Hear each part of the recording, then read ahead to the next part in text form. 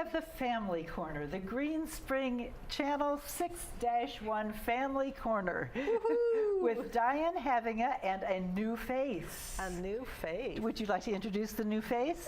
I don't know. No, I'm okay. Hello, new face. Hello. I don't know. It's the Monday after that time change, and I don't know. And I'm looking at you on the monitor, and believe it or not, I'm ready for St. Patrick's Susan's Day. in green, but you My quit. Now Irish blood. Look at that monitor. You're in blue. I'm sorry. It's kind of bluish, isn't it? I tried. But yes, we are just thrilled that our team is back to full strength. Full strength. And I'm here to introduce our new member who came back today, which came back for a second week. Of course. Thank goodness. I'm thrilled about. So Elliot Henney, who I'm going to let him tell you where he's from and why he's here, and I'm just going to sit back and listen. We know why he's here. We're paying him. Well, it's work I'm happy to be doing. Tell us where you're from. Start at the beginning. Start at the beginning. All right. But not that much at the beginning. 1982 rolled around. No, I'm from Springfield. I grew up. Springfield, Virginia. Yeah. Okay. In fact, Gray works our cameras. He was the HOA president of the neighborhood I grew up in. Okay. One exit up the Parkway. I went to college at American University here in DC, doing public communication, public relations. Which really translated to I have no idea what I want to do with my life. Okay. That's pretty typical. Yeah, I kind of floated around my 20s and various jobs, moving out to California.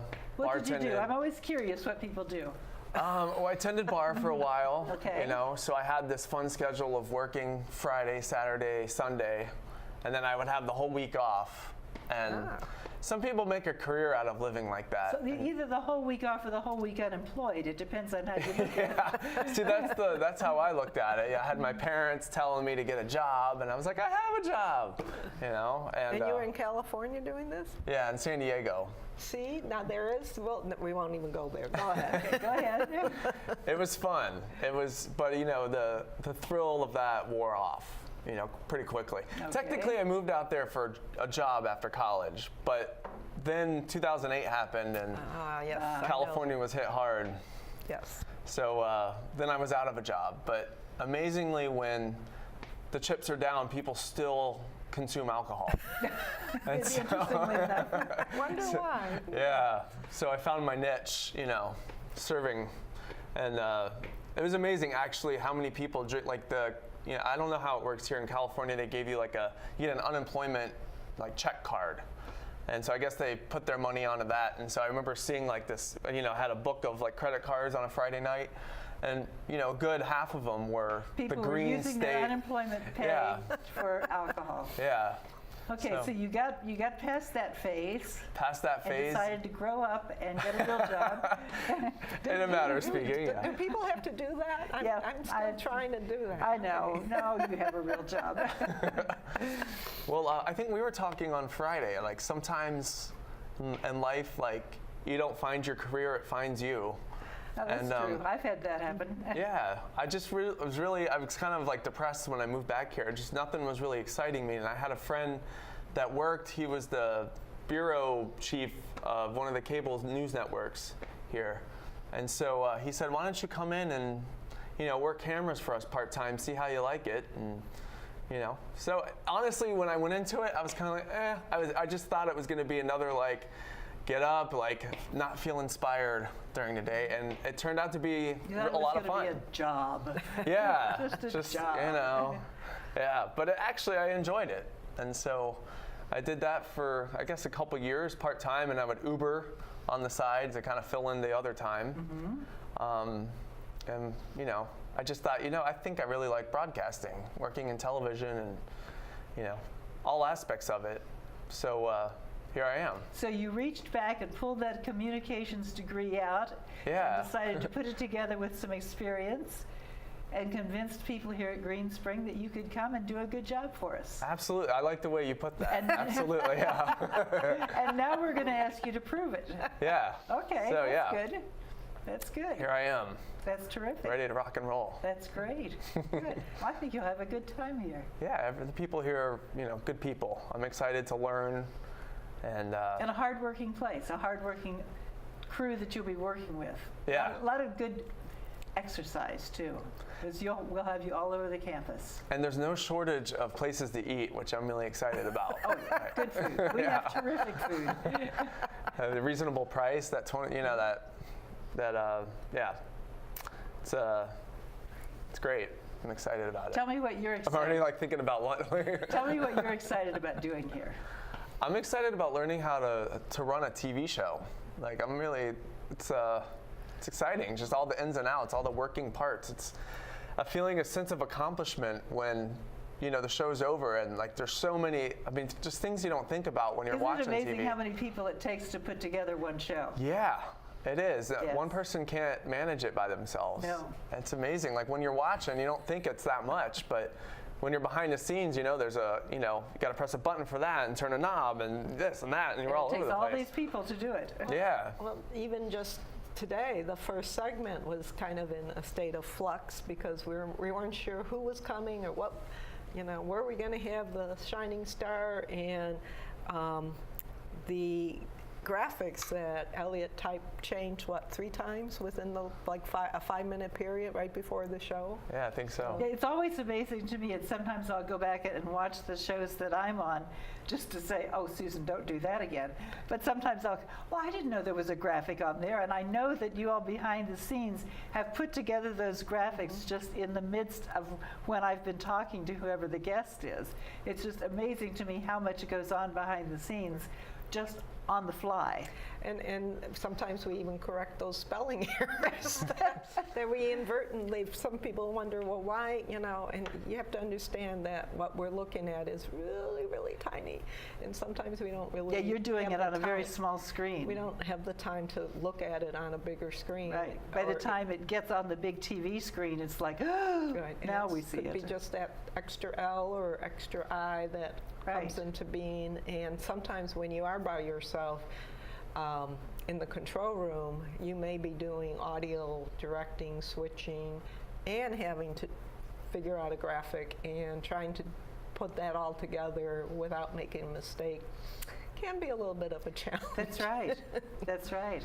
But we're looking for Elliot to pick up, and one thing I'm very conscious of is we're trying not to overwhelm him because, as he said, there's so many pieces, and so it's like, you have this piece, you have that piece, you have that piece, and sometimes he'll say, well, what about this? And we're like, no. We'll talk to you about that next week. I was watching Avon show you some things the other day, and I thought, oh boy, if that were me, I would have him to write down 1, 2, 3, because there's so many different things to do that I couldn't remember if someone was just showing me one time through.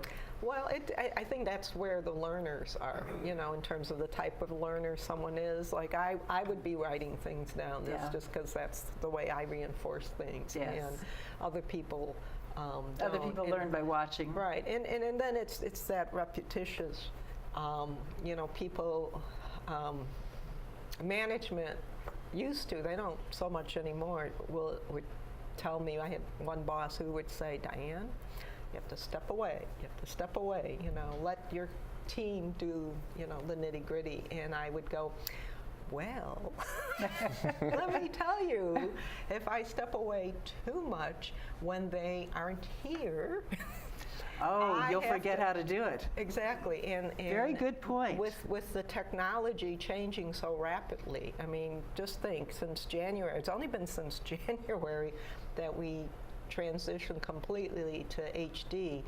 A lot of the process that went into the show has completely changed. And so Elliot actually is coming on a great time because we're not that much ahead on a lot of the processes that we're showing him.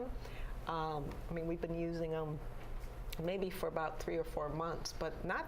So it's the perfect time to teach him. It's not like years. And then, of course, the touchdown system, which, as you know, Susan, we transitioned also.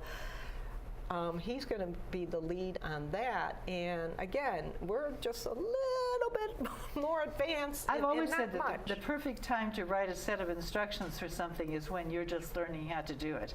Because when you know how to do it very well, then then you're not going to be able to write clear instructions for someone else. Right, exactly. And the fact that we are a small team has its pluses and minuses. The plus is that we are constantly looking over each other's shoulders, and I've told Elliot, don't worry about making a mistake because we've all done it, and I do it.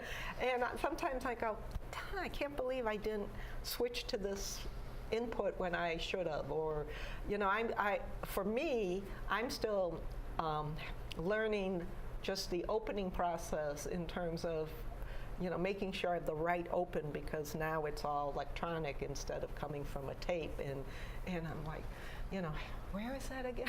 And we who are watching at home on our TV sets, all we know is that we turn the TV on and you all are there and we see something. We don't realize that in the last few months things have changed 100% for you all, and you all are doing things a totally different way, and it's all brand new. And all we think is, well, why are you having trouble with this? Why isn't it easy? It's just a TV, and it's just a picture and sound, and how hard could it be? And you're learning something completely different. And then sometimes, you know, it's kind of like Mother Nature throws you a curve, and you go, you know, people call and go, well, why did that happen? And I go, I don't know. Because really, I don't know.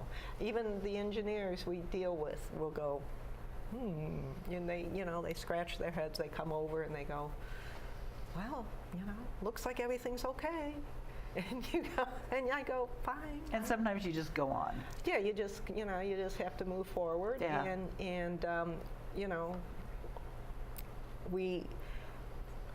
for all intents and purposes, we are a television station in a retirement community. Who would have thought it? But the difference between where Elliot came versus how many people were working with you when you would come in on the weekend? Like on one show? Yeah. I mean, there were probably at least 50 people, you know. Wow. But I mean, everyone, you do your thing and that's it. Like someone runs a television, you know, if someone's on audio, that's all they do is, you know, they're not jumping. So this is cool because you're able to jump around and, you know, get a feel for all of it. Whereas, you know. So you did say 50, right? 50. Yeah, I mean. So 50 people to do basically the same thing as we're doing here with Six. 5. Yeah. With 6. Maybe 7 at the most. So we're doing pretty well. Yeah, absolutely. All right. Absolutely, you know, and I feel like there were a lot of people like, you know when you see a road crew and there's like one guy like, you know, doing the hammering and then there's like 5 people like watching. That's kind of what it reminded me of. And I guess, you know. That's interesting. Everyone had, yeah. But I think, you know, I would like to, this is a lot like playing a video game when you're on the controls back there. Like if I could, you know, this is like a living testament to all those video games I played when I was a kid, and my parents told me I was rotting my brain. Like the hand-eye coordination, and got it. You know what I mean? Are you going back to your parents and say, hey, remember the part where you gave me a bad time? Yeah, absolutely. That was training for this job. You know, there's so many buttons and so many things to look at, and you know, it's finally paying off. So, I'm sure they'll be impressed. I don't know. I don't know if it'll work. Well, you can try. Well, and I would just say that all those buttons that Elliot is referring to in my career has changed dramatically. There are a lot less that do the exact same thing than when, you know, I first started out. Like that graphic that you referred to, that lower third that identifies people. Now we just press a button and it comes up, versus in the so-called olden days it was like punch here, do this, punch over here, hopefully it will work, and there it was. So it's become more simplified. Oh yes. Oh, that's good. Yes, in terms of that. And good. And you know, sometimes I wonder, is that good or bad, because you have to understand how the images are being transmitted. But will there come a point where you really don't need to understand it? Well, I think we're kind of there to a certain extent, but I don't know. I mean, I'm not sure if I was a teacher today, how much I would be, you know, reinforcing that. Does it matter? I don't know. But I will say the way you put together a show has not changed. The way that the images are presented has not changed. Sometimes there's a little more, maybe, I would say the biggest, I wouldn't even say innovation, but the movement of the cameras. If you look at our shows, there's always a kind of slow on-air zoom, and sometimes they come from different angles, and that has happened within the last few years. So some things don't change. Well, and some things don't. There's always going to be a medium shot. There's always going to be an over-the-shoulder shot. There's always going to be this or that. But sometimes the way the show is cut changes, and those are the things that evolve over time. It used to be when I was studying television and teaching. It was like you had to keep cutting, keep moving that show, and the average shot was like 3 seconds. Before, and by shot I mean from the time the camera's on you to the time it goes off you. That's considered a shot, and that would be 3 seconds. Well, if you look at shows today, and I'm talking about the new shows, the entertainment shows, the shots have gotten longer, the duration. I'm going to start watching. But one thing that hasn't changed is the fact that our cameraman is telling us we have a minute left. I can't believe that. So I'm going to say, welcome, Elliot. We are glad you are here. I'm happy to be here. Thank you for That's terrific. that. Diane, thank you for coming to introduce him. When you see him in the hall and he looks lost, just point him to the right direction. Right. Help me out, yeah. Yes. Or if he answers the phone and he doesn't know the answer, it's because he probably doesn't know the answer. But you will learn. Absolutely. And that's all it takes. Just ask someone. A lot of helpful people here. That's one thing you'll learn. And a great team.